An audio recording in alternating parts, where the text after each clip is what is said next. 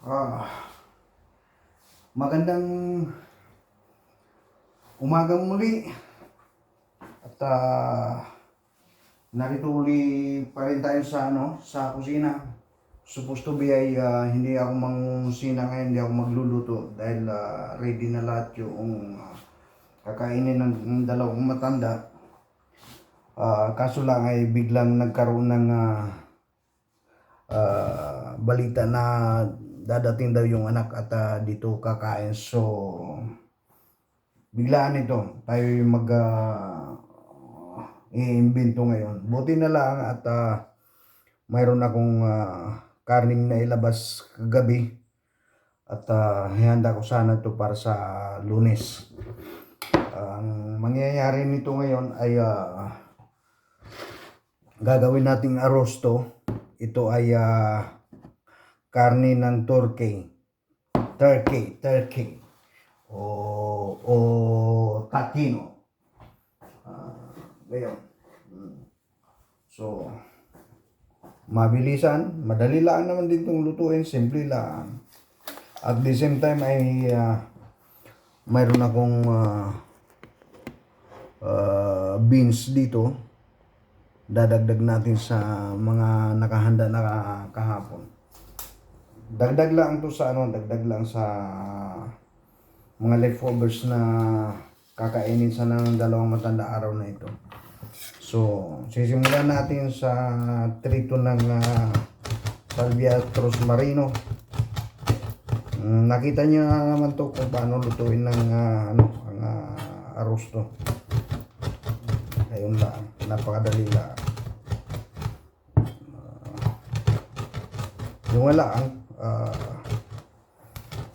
araw ng linggo ngayon dapat ay maaga akong lalabas at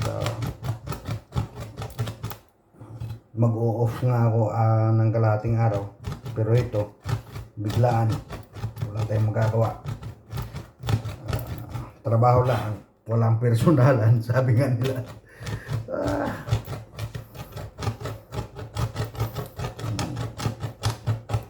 Paparty yan sa buhay katulong at buhay abroad.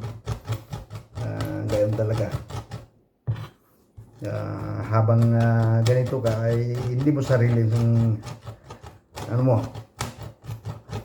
oras mo. Magaling na naman yun pag naging full-time vlogger na tayo sa banda-banda roon. Hindi tayo magtatrabaho. Tayo magbablog na lang. Kala mo tunay hirap na kumuha ng 1,000 subscribers. Ngayon ay napako ata tayo sa 152 o 154. Di bali, tuloy lang. Hindi man tayo nasisiraan ng loob. At nag-i-enjoy din naman ako sa ginagawa ko. I-enjoy din naman ako sa pagdadaldal.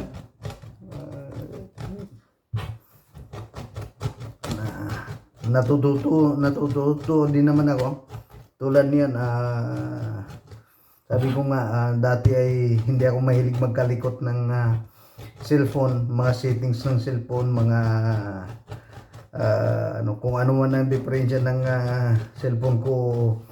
May mga nangyayari sa cellphone ko na hindi ako nagdi-discoverin. Pinapabayaan ko, hinihintay ko na makauwi ako sa bahay at hihingi ng tulong sa anak. Ay ngayon, malayo. Ibig sabihin ay kailangan kong ma-resolve yung mga problema ng cellphone. Kaya napipilitan akong mag-discover.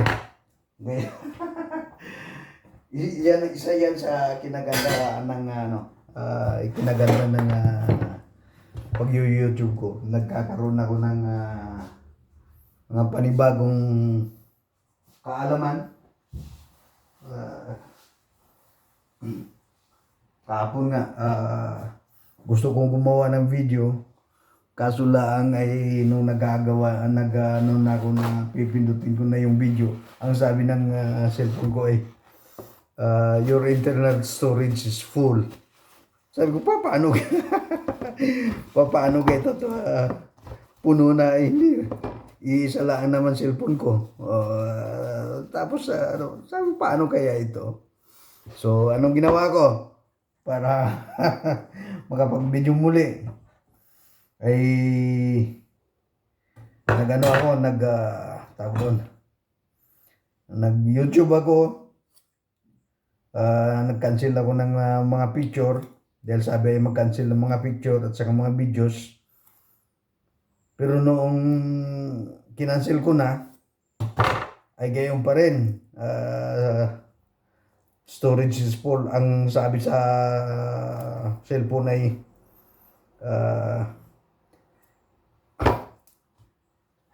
kailangan daw i-empty ko ang trash. Ang trash kung saan ko dinadala yung mga dinidelete ko mga video at saka pictures. Kailangan kong i-empty daw yun. Ay putya na yan. Problemang malaki. Paano kaya i-empty? Hindi man ako marunong. So, balik ulit tayo kay Mr. Google. Yun. Kaya yun ang yun isa sa mga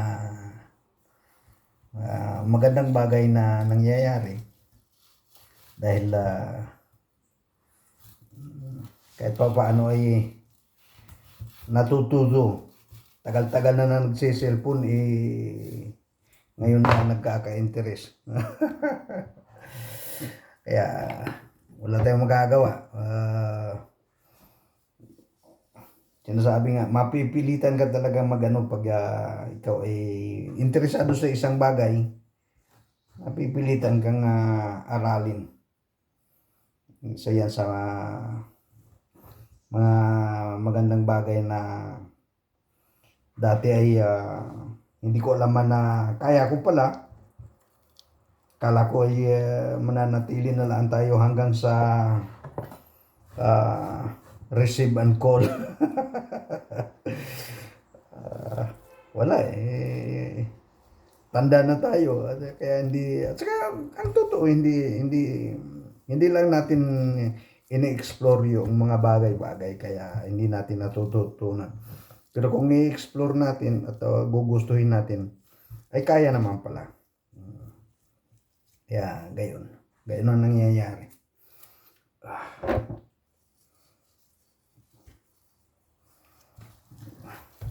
So, ayan. I'm preparing na yung arosto ng takino. Parting dibdib ng turkey ito. Kaya walang buto. Inopen ko lang siya para malagyan ng trito ng udori sa loob. So, ngayon, kanina kasi nung binili ito ay may tali na. Ngayon ay tinanggal ko para maibig ko yung karne. Ngayon, tatalian na natin uli. So, cross line. Hindi naman kailangan delikado ang pagkatali nito dahil wala naman siyang, ibig ko sabihin ay wala namang cheese sa loob.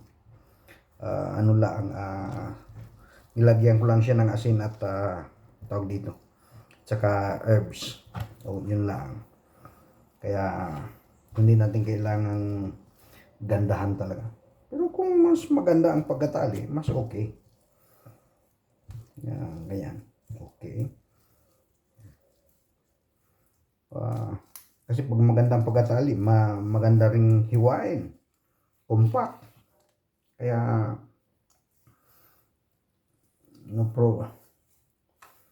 hindi problema kung gagandahan mo ang iyong gawa.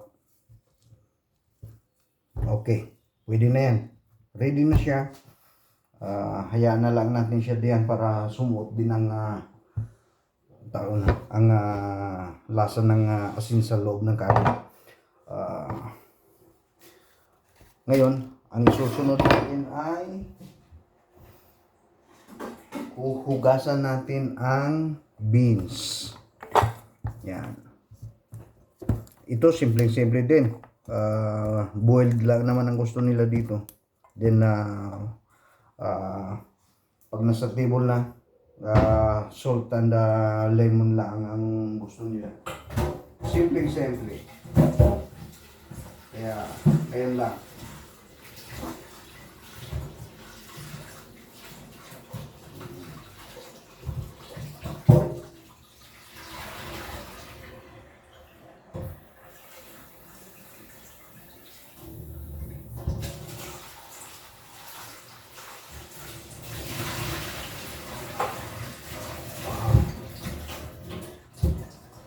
Ayun, okay? Okay na siya. So, i-arrange natin ng kaunti, tanggalin natin ang tala para mas maliwanag ang utak natin kumilos. Alam natin ang sunod-sunod na gagawin. Dahil pag kalat ay hindi ko naalaman. Lalong nagugulo ang utak ko. Kung mayroon pa, ang problema nga, parang wala na ring utak. Ang tanong, kung mayroon kang utak. Okay. Ang maganda siguro nito, ang gagawin natin ay magko-coffee muna tayo. Dahil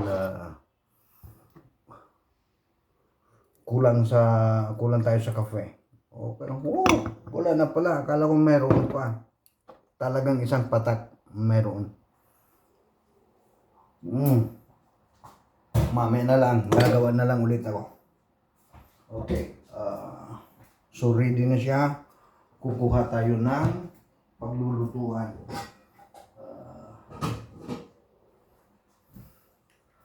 Ito yung para sa beans. Ito naman ang para sa arrosto. Okay, lagay natin ng beans. Lagyan ng tubig.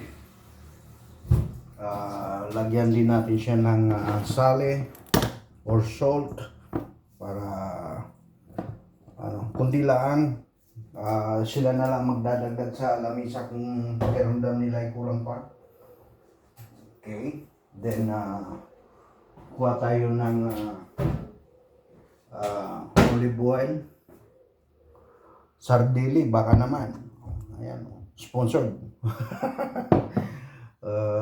Sisindihan natin ang kalan, papainit. Then, okay. Kanina ay nakapagluto na ako ng dessert ng matandang lalaki. Lilipat ko na lang sa lalagyan para diretso na sa table niya mamayang gabi. Kasi instead na magdi-dessert o magpuprutas siya, ang gusto niya ay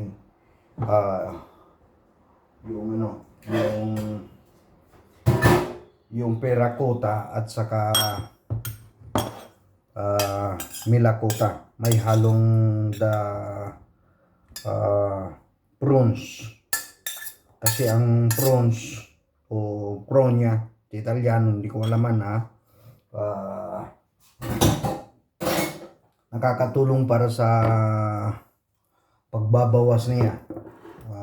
Lasatibo ang tawag, hindi ko alam ang term sa English.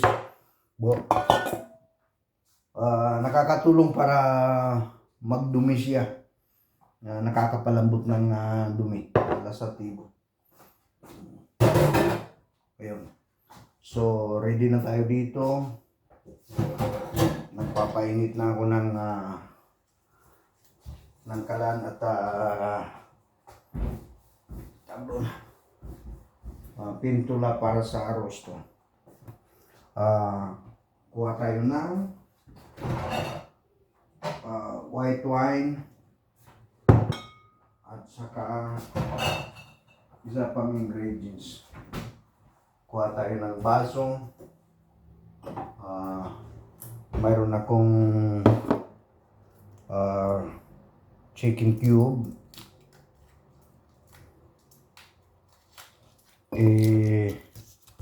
Susyolyin na lang natin o itutunawin natin. sa tubig. Ganyan. Then, painitin ko na lang siya sa microwave para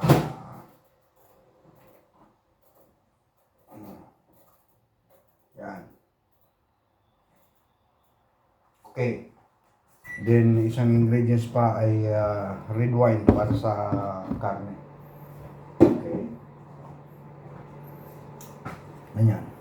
So, lipat tayo dito.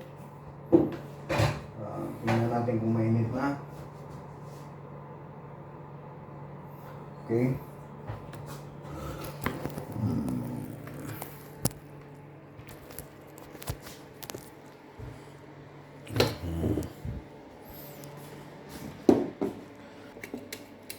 Ayan. Ayan ang lulutuin natin. Sindihan natin ang ilaw din ongoing lagyan natin ng mantika. Medyo madami at para siya na rin ang gagawin nating sauce. Okay. Pag mainit na siya, lagay na natin ang karne. Pero malamig pa. Importante magluluto ka para magandang makikita namang malinis ang kusina ay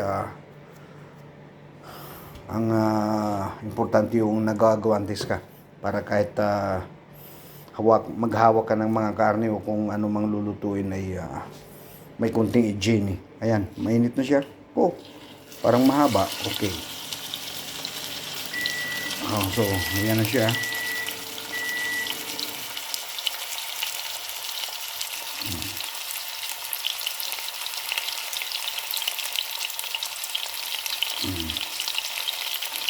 So, hintayin na lang natin yan. Mamaya, pagpatuloy natin. So, ikutin natin gamit ang tinidor. Tingnan natin kung ano na nangyayari. Okay. Kabilang parte. Parang nahihirapan.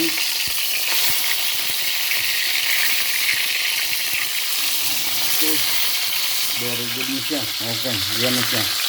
Hanggang sa maging ganyan ang lahat ng parte.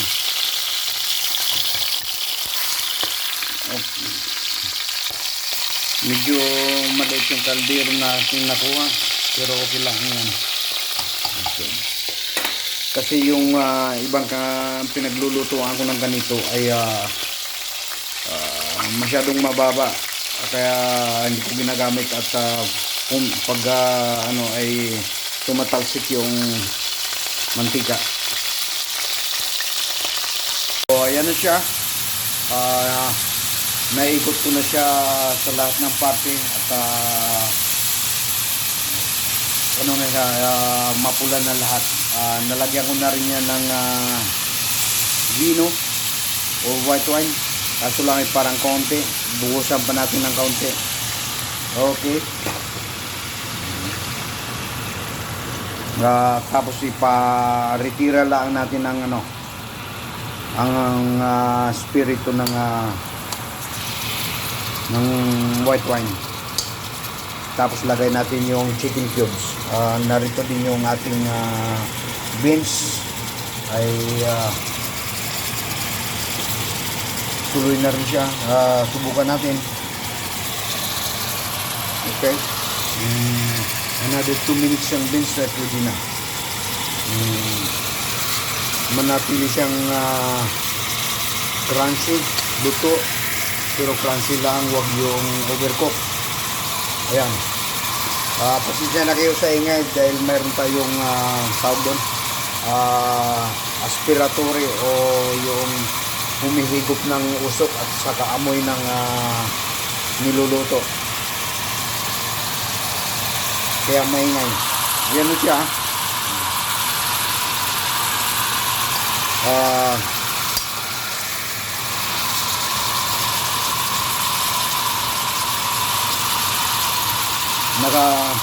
Na-reduce na yung wine.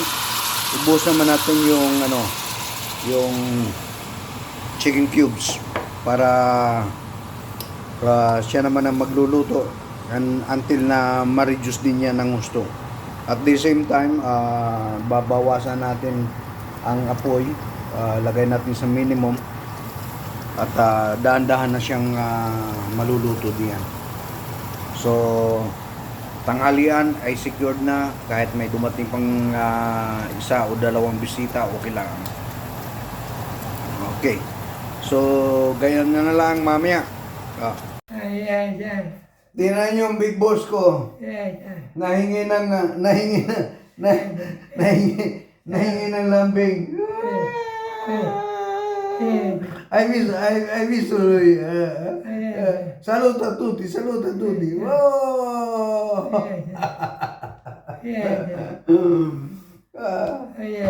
Ay parang hindi parang normal eh. Ayan. Saluti. Buongiorno. So ito na ang final product. Gagayatin na natin. Yan. Malinis ang kamay kahugas ko lang noong isang linggo.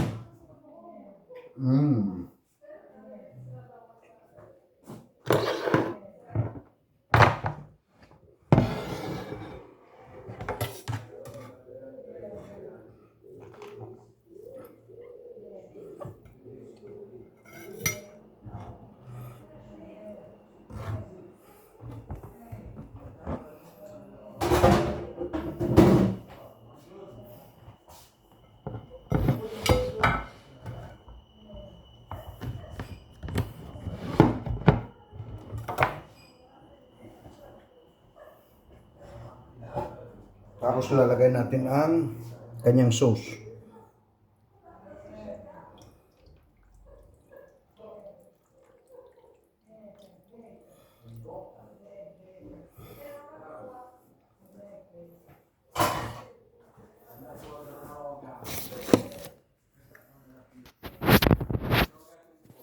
Yan na siya.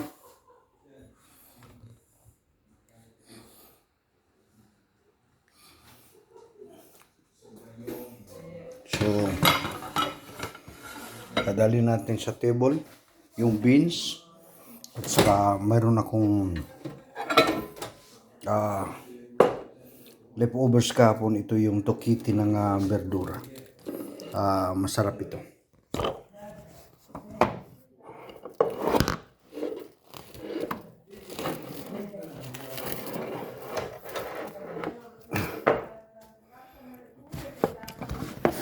Sorry, nadulas sa kamay ko. Yan. So, bye-bye at tayo magpapakain muna. Magsiserve ako ng magpapakain. Hanggang dito na lang. God bless sa inyong lahat.